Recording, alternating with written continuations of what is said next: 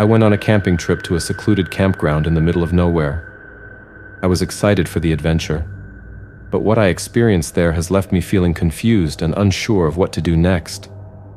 When I arrived at the campground, I was surprised to find that I was the only one there. I had expected to see other campers, but there was not a soul in sight. It was May, and right in the middle of peak season for the park. However, I was thankful to have the privacy, and I shrugged it off and set up my tent, eager to start exploring. As I hiked through the woods, I stumbled upon a strange box that was locked to a tree. It was made of old weathered wood and had strange symbols etched into it. I tried to open it, but it was sealed tight. I couldn't shake off the feeling that there was something sinister about it. I felt something calling me to open it, something dark and dangerous. After returning to my camp and making some dinner, I decided to go check out the lake by my campground and watch the sunset. When I got there, I noticed the water level had dropped significantly, and the shoreline was now much further out than before. The water was murky, and the smell of rotting vegetation filled the air. As the sun began to set, I thought I caught a glimpse of something in the water. At first, I thought it was a piece of rotted wood that was exposed by the receding lake level. But the more I looked at it, I kept thinking it looked like some kind of deformed creature. It was far enough that I had to squint to see it, and when the wind blew, I swear I saw it reach out as if it was beckoning me. But without my glasses, I couldn't be sure. I felt a sense of confusion and uncertainty. The sun set, and I returned to my campsite, but I couldn't shake off the feeling that I was being watched. At this point, I still hadn't seen a single person since I arrived earlier in the day. My campfire burned low, and I was too scared to go into the woods looking for more wood, so I crawled in the safety of my tent. I tried to sleep, but I kept tossing and turning, my mind racing with thoughts of the strange box and the possible creature in the lake. The darkness of the night seemed to be closing in on me, making me feel trapped and suffocated. The next morning, I quickly packed up my things and headed back home. But I couldn't shake off the feeling that I had missed something important. About a half hour into my drive home, it hit me that in my haste to pack up, I had forgotten my favorite Zippo on the picnic table at my campsite. After a little debating, I decided to go back to the campground to quickly grab my lighter. When I arrived, I found that the campground was now bustling with activity. There were other campers, rangers, and even a small store I hadn't seen before. There was no way I was in the same place. The store was almost in eyeshot of my camping site. There were tents pitched on either side of the site I was at. I figured I must have come back a different way and ended up in a different part of the park. That would explain the store and the people, but as I was turning away, the light glistened off something on the picnic table. My stomach knotted up as I realized it was my lighter. There was no doubt this was the exact spot I had been. I walked up to one of the rangers and asked if they knew anything about all my people and when they arrived. The ranger looked at me with a confused expression and said, "What are you talking about? Most of these people have been here since yesterday." His eyes shifted, and he walked away and got into his truck and drove off. I really got the sense that he was lying to me. I grabbed my lighter and hopped back into my car and sped back to my house. I am now back home, but I can't shake off the feeling that something is really wrong at that campsite. I don't know if I saw a creature or it was just my imagination. Why was that creepy box locked to a tree in the woods, and does it have anything to do with this?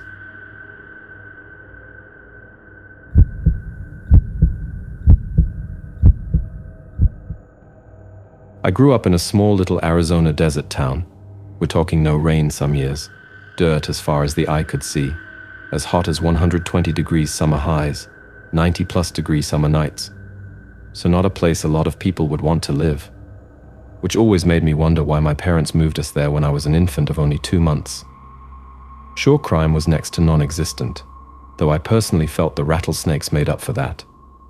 When I was about 15 years old, my friends and I loved to explore the desert. So one hot and dry summer night, my friends and I decided we'd go camping. No tent really needed. When we went camping, we'd pretty much go to a random site in the desert, bringing food and wood for a fire, with sleeping bags and supplies for food and water. I was pretty excited for it, but my friends ended up canceling. Oh well, not a whole lot I can do there. I still decided it and ended up going on my own. So leaving my house just after the sun went down with my backpack full of everything I'd need for the night. My parents still thought my friends were coming along. I didn't want to tell them the truth in case they'd refuse to let me go without anyone else. I mean, they trusted me. They knew I know how to respond if I ran into a rattlesnake. Not that there is too much worry of that after dark. Not to play with scorpions and all that fun stuff. I hiked maybe about 2 miles into the middle of nowhere before I decided where I was at. Now this was 2005, cell phones existed, and even more towards town you could get coverage. But kids didn't really have phones in these days, and where I was wouldn't get coverage anyway. Back then, you had to rely on your own sense of direction and landmarks to not get lost. I had headed north towards the mountains far off in the distance, and knew how to get back by heading in the opposite direct. So I set up my little camp, roasted some hot dogs, and drank some water. I eventually ended up lying on the ground and staring up at the Milky Way. I used to love to be able to stare at the stars and get lost in them. I was also listening to music. After enough time and several playlists, I found myself getting tired, so I turned off my music and got myself ready for some sleep under the stars. I woke up with a start, absolutely no clue why. I brought my wrist with my watch on it up to my face before hitting the button that caused a faint green glow to read the time, 1 a.m. I pulled out my water to get a drink, wondering what had caused me to wake up. Then I heard it. It was faint, but definitely the sounds of footsteps off in the distance. I was alert now. I was 2 or so miles away from town in the middle of nowhere. My fire had been put out before bed, but I wasn't worried by much. Coyotes did their best to avoid humans like a plague, but the fact that something had bothered to get this close to me had me on edge. For me to be able to actually hear the footsteps, it wasn't a rabbit or mouse. So I got up and pulled my flashlight out of my pack. Turning it on, I shined the beam off into the distance. Some shrubbery, but that was about all I could see. I stood up, turning around trying to check every direction as good as I could, to see if someone was with me. Nothing. I knew I had heard it though. Through my head ran some stories that trickled down to our community through the nearby Native American reservations and tribes. I shook my head. I shouldn't be thinking of any of that right now. I didn't need to be any more wound up than I was already. So I lied down on top of my sleep bag again and closed my eyes. If I could just fall asleep and wake up after dawn, everything would be okay.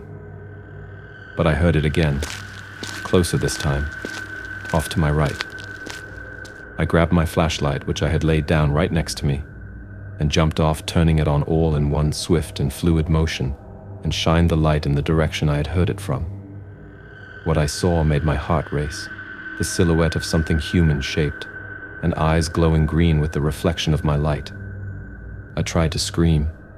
I felt it build up in my throat, and by all means I should have. But nothing came out. And then it was gone. It got down on all fours like some type of canine. Well, more like a human imitating a canine, and ran off. My flashlight was pretty decent. I could clearly see a good 30 feet in front of me, before the beam got so weak that things became fuzzy with weakening light. But it was out of my beam of light. So fast, I'm not even truly sure I had seen it at all. I was shaken up pretty badly now. I didn't even lie back down. I just sat. I opened up my second backpack that I had brought solely for firewood, and ended up using the rest to build another fire. Someone had to be fucking with me, right? Or maybe it was some demented serial killer. I shook my head. Not much crime happened where I lived. Did my friends find out I was going camping anyway and decide to follow me and prank me? I wasn't sure, but one thing I knew, I didn't want to attempt to walk home until it was daylight out. More time passed. I took a look at my watch again, 2:30 a.m.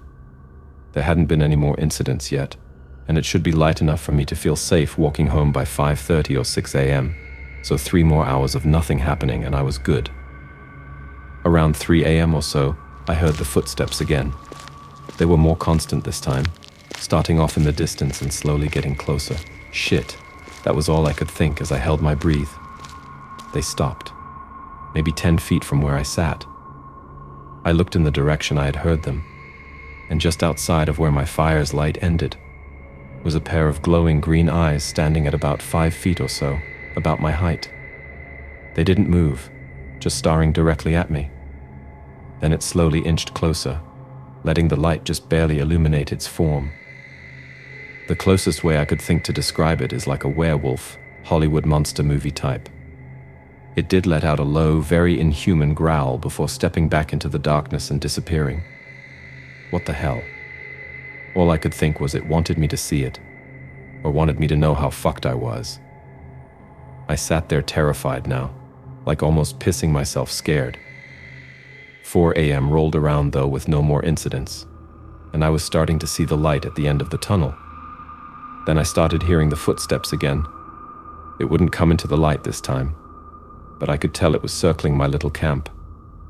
I had nothing to use as a weapon, no gun, no knife, so I knew if it attacked, I'd fight back the best I could.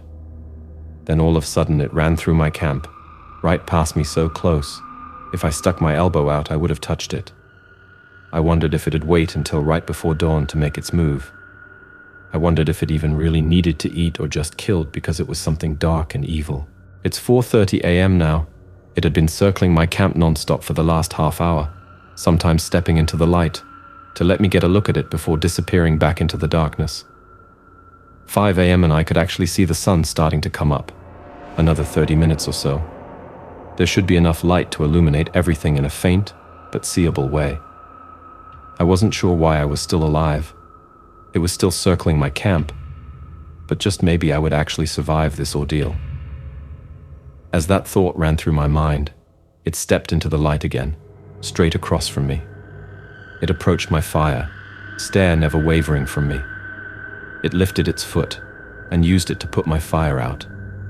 I smelt no burning flesh, no stench of burnt hair.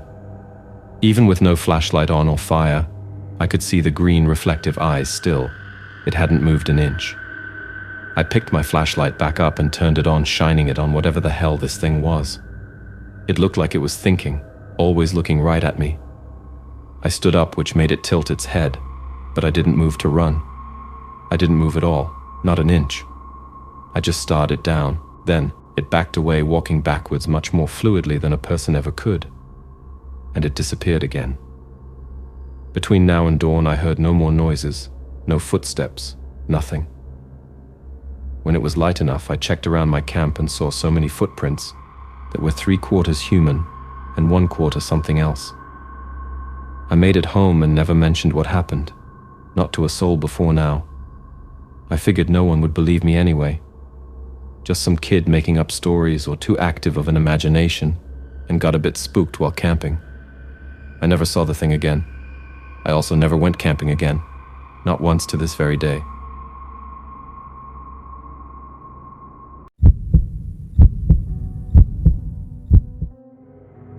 I'm a woman in my 20s now, no boyfriend or partner. Last year I got back into the outdoors, and it made me realize I wanted to spend way more time outside. So I planned a big solo national parks road trip this year.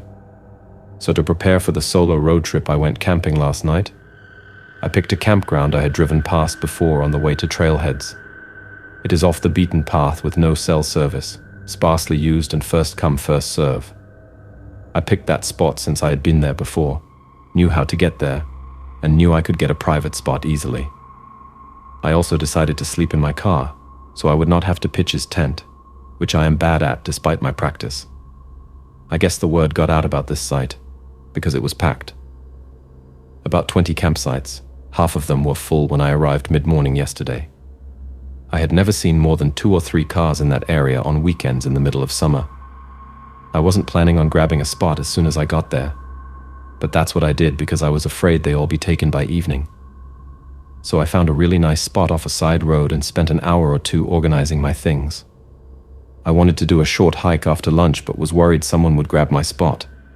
So I left my table, stool, and one of my water jugs out, and a decorative sign I hung on a post, so I knew for sure it was my campsite, and would not go somewhere else accidentally.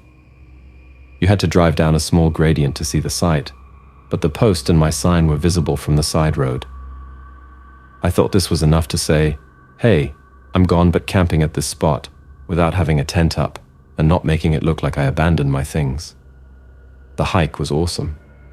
Practiced my orienteering and was surprised my skills hadn't faded since I was a kid. I was out for 2.5 hours. I came back to my spot and found my stool and table were taken. I could see the footprints and where they unfolded the table. I felt so stupid. The table and stool were not valuable and they were pretty run down. But I couldn't believe someone took them that fast and made the effort to drive down the side road and then down into that campsite, even though I had a sign hung up. Now I realize they might have been angry or jealous that I got that site and took them out of revenge. Either way, I feel really dumb for leaving them and thinking they would be okay. After taking a moment to accept what happened, I started to make dinner. Now my campsite was not on the main road, so I thought I would have some privacy. But no, a car went by every hour. Not only that, but they would drive down into my campsite, see I was there, and then drive out. It felt so weird and intrusive. The sign I hung was obvious with the wind blowing. There was no way they didn't see it. I kept wondering why there were so many cars, when I noticed one car drive through twice. All the campsites on this side road were full, and I couldn't think why someone would drive through again. I think maybe all the sites were full that night, which is mind-boggling because it's March. I tried to calm myself down and get ready for bed before the sun set. I set up my sleeping bag inside my car and tried locking the doors. They locked, but a light on the dashboard kept going off. I was worried it would drain my battery, and my car loses its battery easily. So I decided to leave before it got too dark.